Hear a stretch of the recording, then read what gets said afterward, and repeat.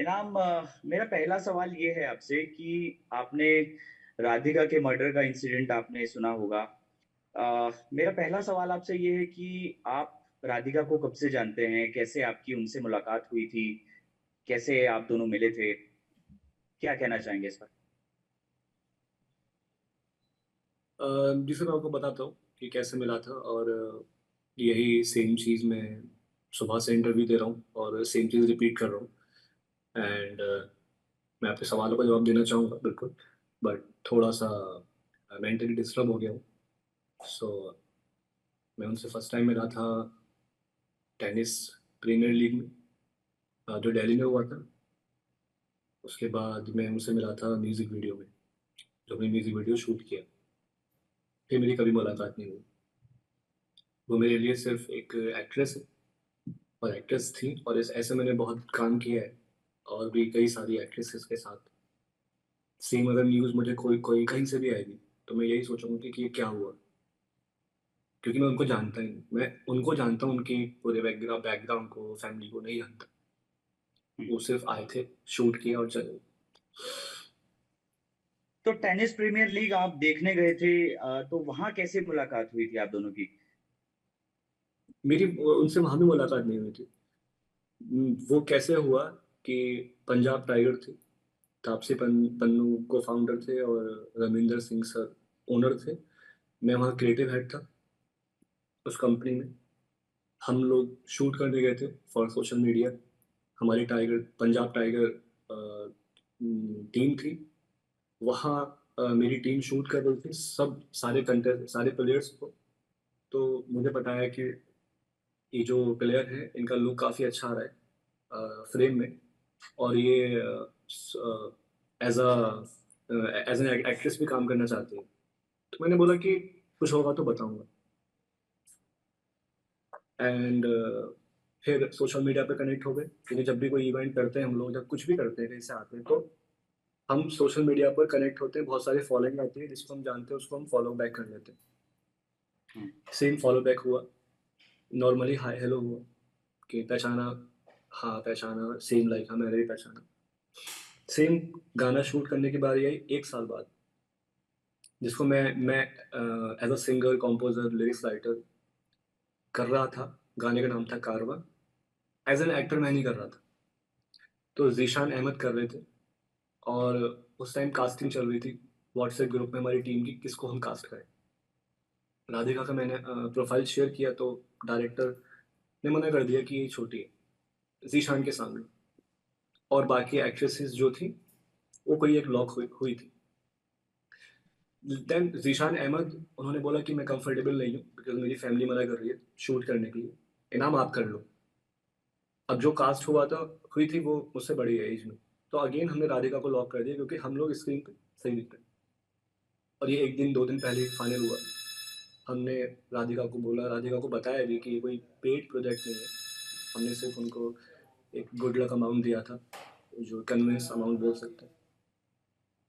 4 से 5 घंटे हमने शूट किया नोएडा में, और उसके बाद मैं कभी नहीं मिला। और हमारी पर्सनल लेवल पे इतनी भी बातचीत नहीं थी कि शूट के बाद हाय हेलो या बाय कुछ भी हुआ हो।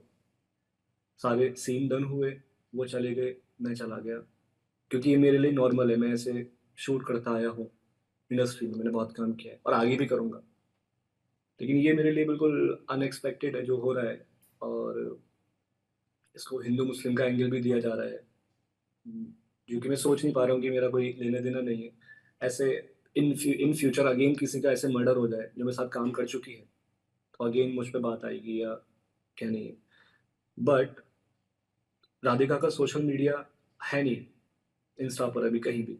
तो वो एक फुटेज मेरे गाने की पड़ी हुई है यूट्यूब पर, इसीलिए वो हाईलाइट ज़्यादा हो रही है।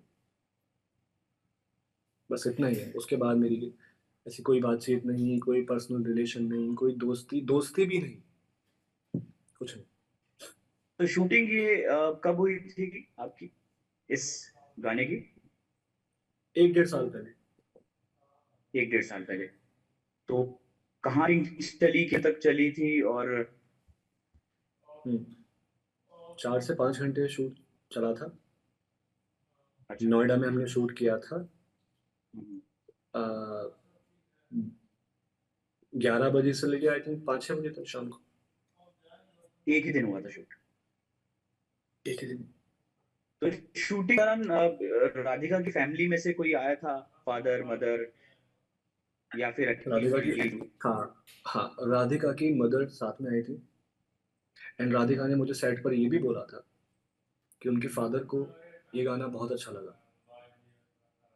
तो इसका मतलब वो अपने फादर की भी परमिशन लेके आई थी कि उनको फैमिली गाना अवेयर थी बहुत मतलब अच्छा। आपको हाँ, बिल्कुल। कि वो शूटिंग करने जा रहे क्योंकि क्योंकि वहाँ पर 1 टू 1 राधिका और मैं नहीं थे। राधिका की पूरी फैमिली को पता था, मेरे पास बड़ी टीम थी। Director, production head. तो ये एक तरह से हम बोल सकते हैं कि एक प्रोफेशनल कनेक्शन था राधिका के साथ में। हुँ।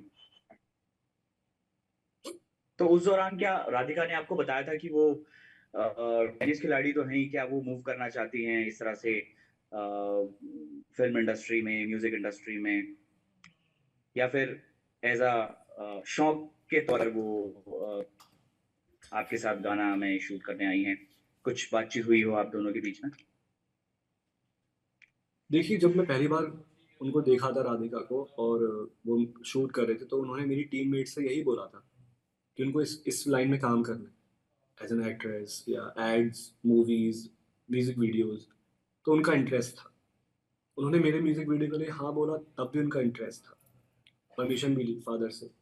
देन उन्होंने जब हमारे साथ में शूट किया, तो मेरे जो डीओपी हैं, प्रोडक्शन हेड हैं, उनसे उसकी बातचीत भी हो रही थी मेरे सामने कि कुछ और भी हो तो मुझे बताइए। बिकॉज़ एक स्पोर्ट्स पर्सन, एक नहीं मैंने काफ़ी लोग देखे। हर किसी को शायद ये लगता है कि वो अपने फील्ड में ज़्यादा स्ट्रगल कर रहा है। तो उसका ये भी कहना था कि लाइक हमारा तो हम टेनिस खेलते हैं और जो हमारा टेनिस लीग भी हुआ था, वहाँ भी उसका सिलेक्शन नहीं हुआ था राधिका। तो ज़ाहिर-सी बात है कि उसको आना है और मैं मानता हूँ कि पावर ऑफ मीडिया है। हर कोई इस इंडस्ट्री में आना चाहता है। हुँ। लोग उनको पहचानें, जानें, फ़ेम कमाएँ। तो वो चाहत थी, लेकिन मेरे म्यूज़िक वीडियो के बाद उन्होंने कोई भी शूट नहीं किया या मैंने कोई रील देखी थी। 1-2 रील मैंने देखी थी जो उन्होंने कोई ब्रांड्स के साथ कोलैब भी किया था। अ, कोई छोटा-सा ऐड था। तो मतलब उनकी हुँ। चाहत थी इसलिए वो यहाँ पर कर रहे थे। बाकी उसने कभी कुछ बताया नहीं पर्सनल, फैमिली और ना मैंने पूछा। क्योंकि हम लोग लगातार शूट करते हैं लोगों के साथ में, तो अ, हम प्रोफ़ेशनली कनेक्टेड रहते हैं, हम पूछते नहीं हैं कि घर में कौन है या क्या हुँ। गम है, क्या खुशी है, कोई ऐसी मेरी बातचीत नहीं। तो आखिरी दिन आप उसी दिन शूटिंग के दौरान मिले थे और आखिरी बार आपकी उसी दिन मुलाकात हुई थी और बातचीत हुई थी। उसके बाद यस। कोई आप दोनों के बीच में कोई बातचीत नहीं? उसके बाद हमारी कोई बातचीत तो हुई थी, पर मुलाकात कोई नहीं हुई थी। बातचीत कब होती है जब हम लोग गाना रिलीज़ करते हैं, तो उस टाइम प्रमोशन करते हैं सब लोग, प्रमोट करते हैं अपने गाने को। तो राधिका ने कोलैब एक्सेप्ट किया एक और एक स्टोरी भी लगाई बट काफ़ी दिन बाद लगाई। उन्होंने अपना अकाउंट डीएक्टिवेट भी किया। हुँ। उन्होंने कोई प्रमोट नहीं किया। मैंने पूछा भी, हुँ। तो उन्होंने कोई वजह भी नहीं बताई। तो उन्होंने एक स्टोरी अपलोड की थी राधिका ने कि उनके दादा नहीं रहे, ग्रैंडफ़ादर। तो मुझे लगा कि मैं खुद समझ गया कि आई थिंक ये वजह है कि वो प्रमोट नहीं कर रही। और ये हमारे लिए नॉर्मल भी है, इंडस्ट्री के अंदर ऐसा तो होता है उन्होंने कि हुँ, हुँ। तो उन्होंने सोशल मीडिया अकाउंट खुद डीएक्टिवेट किया था और उसकी जानकारी थी आपको? नहीं, नहीं, नहीं, नहीं। देखिए, ऐसी बहुत सारी गर्ल्स हैं और ऐसे मेरे बहुत सारे दोस्त हैं, जो अपने अकाउंट को डीएक्टिवेट, एक्टिवेट करते रहते हैं। और वो हमको कैसे पता हुँ। चलता है कि हमको हमको उनकी स्टोरीज़ नहीं दिखती और जैसे ही वो अपना अकाउंट एक्टिवेट करते हैं, उनकी स्टोरीज़ दिखती है। तो मेरे साथ में मेरा गाना प्रमोट उन्होंने किया हुआ था। तो कभी-कभी राधिका कोलैब में नहीं दिखती थी, कभी-कभी कोलैब में दिखती थी। मैं अपना खुद का अकाउंट चेक करूँ। तो उससे क्या है कि वो अपने हुँ। अकाउंट को डीएक्टिवेट, एक्टिवेट करती रही है 2-3 बार और ऐसे मेरे बहुत दोस्त हैं जो डीएक्टिवेट, एक्टिवेट करते हैं। आपने भी किया होगा, अच्छा। मैंने तो नहीं किया बट नॉर्मली ऐसा है। तो उससे कोई लेना-देना है नहीं है, पर जो मैंने देखा, हुँ। वो आपको बता रहा हूँ। अच्छा, ये जो गाना आपने शूट किया था, ये ऐसा भी हम्म। चल रहा है कि ये शायद सोशल मीडिया से हटाया गया था, तो उसका क्या रीज़न रहा था? ये जब गाना फेमस नहीं हुआ, लोगों ने नहीं सुना, मेरे जो गाने रिलीज होते हैं एक्टर्स के साथ में, एक्ट्रेस के साथ में, तो 5 मिलियन 4 मिलियन व्यूज आते हैं। तो मैंने सोचा कि राधिका भी न्यू है, मैं भी न्यू हूँ, मुझे बाई फेस लोग इतना नहीं जानते हैं, नया सिंगर हूँ। तो मैंने देखा यार ये वाला गाना मेरा वेस्ट हो गया। हुँ, तो मैंने ऐसे 2-3 गाने थे जो मैंने सबको डिलीट कर रहा था मैं, और अभी भी मैंने किए हैं, उनको मैं री रिलीज करता कोई और हुँ, सेलिब्रिटी या कोई और फेस के साथ में। हुँ, तो मेरी यही नीयत थी कि मैं इसको, और मैंने रिक्वेस्ट भी डाली हुई थी, सॉन्ग डी को बोला था कि इसको टेक डाउन कर दीजिए, आज भी मेरा ईमेल पड़ा हुआ है। मैंने सारी वीडियोस आर्काइव कर दिए थे, और इसकी एक वजह और थी कि मैं लास्ट मोमेंट पर कास्ट हुआ था इस गाने के अंदर एज एन एक्टर, जो कि मैं नहीं कर रहा था, और मुझे अपना लुक बिल्कुल अच्छा नहीं लगा। मुझे लग रहा था कि मैं क्या दिख रहा हूँ। तो मैंने सोचा कि डिलीट ही कर देते हैं, और इसको कोई और अगर ये हादसा नहीं हुआ होता तो मैं इसको डिलीट करके कोई सेलिब्रिटी के साथ ही करता, जैसे हमेशा किया है मैंने, कभी नोन के साथ में। लेकिन अब मैं उसको डिलीट, मैं अपने सोशल मीडिया को टच भी नहीं कर रहा हूँ, क्योंकि जो है उसको वहीं के वहीं मैं एक पॉज दे रहा हूँ कि मुझे कोई छेड़खानी नहीं करनी है, बिकॉज डिलीट करना अभी सब कुछ सही नहीं होगा। अच्छा, ये राधिका टेनिस अकेडमी चलाती हैं, इसकी जानकारी थी आपको? नहीं, बिल्कुल भी नहीं। अच्छा, बिल्कुल जानकारी नहीं थी। हाँ, बिल्कुल भी नहीं, मुझे ये भी नहीं पता वो कहाँ रहती है, मुझे ये भी नहीं पता कि मदर फादर का नाम क्या है, उसके भाई बहन हैं या नहीं है, मुझे कुछ भी नहीं पता उसके बारे में। और ऐसे बहुत मदर से सारे मुलाकात एक्टर्स। सॉरी। शूटिंग सेट पे मदर से मुलाकात हुई थी? जी, आपने बताया जिस तरह से। मदर से मुलाकात हुई थी, लेकिन मदर को भी हम आंटी जी बोलेंगे ना, हमें उनका नाम नहीं पता। हुँ, बिल्कुल, जस्ट मैंने ठीक है। उनको। जी। तो उस वक़्त वो चाहती थी कि हाँ, उनकी बेटी जो है वो फ़िल्म म्यूज़िक इंडस्ट्री में भी जाए। क्या अ, हाव-भाव आपको लगा? नहीं या फिर कई मैं बार ऐसा होता है कि फैम हाँ, नहीं, मैं इसके बारे में कुछ भी ऐसा एक्स्ट्रा कुछ भी नहीं बोलूँगा, क्योंकि है ही नहीं। ना मैं ये बोलूँगा कि अ, उनको मन नहीं था शूट कराने का। एक नॉर्मल, जो सबके पेरेंट्स आते हैं सेट पर, शांत बैठते हैं, सबसे हाय हेलो करते हैं, बातचीत करते हैं। एक नॉर्मल, ऐसा नहीं कि ज़बरदस्ती है, ऐसा नहीं कि नाराज़ हैं। गार्जियन की तरह सेट पर आए थे, शूट किया और चले गए। उनके सामने ही हर सीन शूट हुआ है। अच्छा, जिस तरह जी। से कल ये मर्डर हुआ, उसके बाद पुलिस अपनी इन्वेस्टिगेशन कर रही है। तो क्या हम्म। गुरुग्राम पुलिस की तरफ से आपसे भी कुछ संपर्क किया गया, कुछ पूछताछ हुई, किसी इन्वेस्टिगेशन ऑफिसर का कॉल आया आपके पास?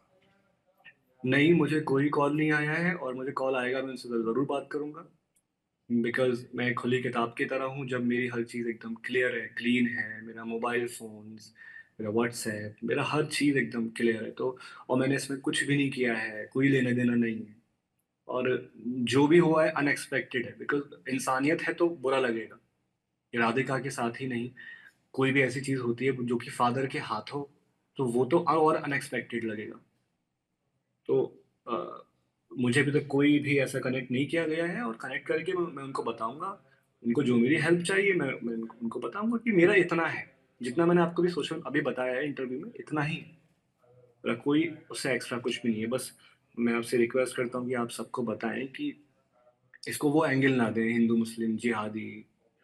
क्योंकि अगर अगर हम बोलें कि लाइक मैं मुस्लिम हूँ, राधिका हिंदू है, तो ऐसे तो मैंने और म्यूजिक वीडियो भी शूट करे हैं, मुस्लिम के साथ भी करे हैं, सुम्बुल तौकीर के साथ में, अलग अलग तो आर्टिस्ट तो हम तो शूट करते हैं। मैंने कितने शोज करे हैं वहाँ पर, हिंदू मुस्लिम ईसाई सब सब रहते हैं, तो ऐसा कुछ भी स्पेशली रिलीजन देख के हम, हमारा कुछ नहीं। वही मेरा सवाल था अगला कि जिस तरह से सोशल मीडिया पे चल रहा है, आप ज़ाहिर-सी बात है आप भी देख रहे होंगे एक्स पे, इंस्टाग्राम पे, तो क्या कहेंगे ऐसे लोगों के लिए? क्योंकि एक मैं ये कहूंगा कि आप जो सारे लोग बोल रहे हैं, आप भी गलत नहीं है। क्यों? ऐसा होता भी है। पांचों उंगली बराबर की नहीं है, अच्छे बुरे हर मजहब में होते हैं। पर आप एक साइड देखकर बोल रहे हैं, वो गलत है। आपने कोई एक चीज देखी और आपने उसको जजमेंटल आप हो गए और आपने कुछ बोल दिया, तो वो गलत है। आप हमेशा राइट साइड लेफ्ट साइड दोनों देखें। सिर्फ आपको देखा कि हुँ। मुस्लिम और बोलना शुरू कर दो, नहीं। क्योंकि मैंने बोला पांचों उंगली बराबर की नहीं होती। मैं बचपन से हिंदूज में रहता हूँ, मुस्लिम्स में रहता हूँ, हर मजहब में रहता हूँ। अब मैं दुबई हूँ, अब अलग अलग कंट्रीज के लोगों के साथ में रहता हूँ। तो अगर मैं ऐसे ही कुछ अपने जहन में बैठा लूं कि ये खराब होते हैं वो बुरे होते हैं, तो वो मुझे बुरे ही दिखेंगे हमेशा। यही मैं कहना चाहूंगा। चलिए, तो थैंक यू। एक आखिरी सवाल ये है कि पुलिस अगर इन्वेस्टिगेशन में आपसे कुछ पूछताछ करेगी तो आप पूरा सहयोग करेंगे? हाँ बिल्कुल बिल्कुल, अगर मैं ना करूँ तो मेरी गलती है ना। वो मुझे कॉल करेंगे, मुझसे कुछ पूछेंगे, तो वो मुझे बताना है। छुपता वो है जो होता है, जिसने कुछ किया होता है। मैं तो तैयार हूँ। खुली किताब की तरह मैंने कुछ नहीं किया है, मेरा कोई लेना देना नहीं है, मेरा कोई भी ऐसी चैट नहीं है, कोई भी ऐसी कॉल्स नहीं है, मैं कुछ भी नहीं जानता हूँ। तो अभी फ़िलहाल आप दुबई में हैं अपने शूट के सिलसिले से? अगर आप कुछ कहना चाहें नहीं इस पर? नहीं सर, मैं मुंबई 7 साल रहा, मैं अलीगढ़ से हूँ। एंड मुंबई में मैंने काफ़ी एज एन एक्टर काम किया, और मैंने बहुत सारे एपिसोडिक शोज किए। तो मुझे लाइफ में कुछ और भी करना था।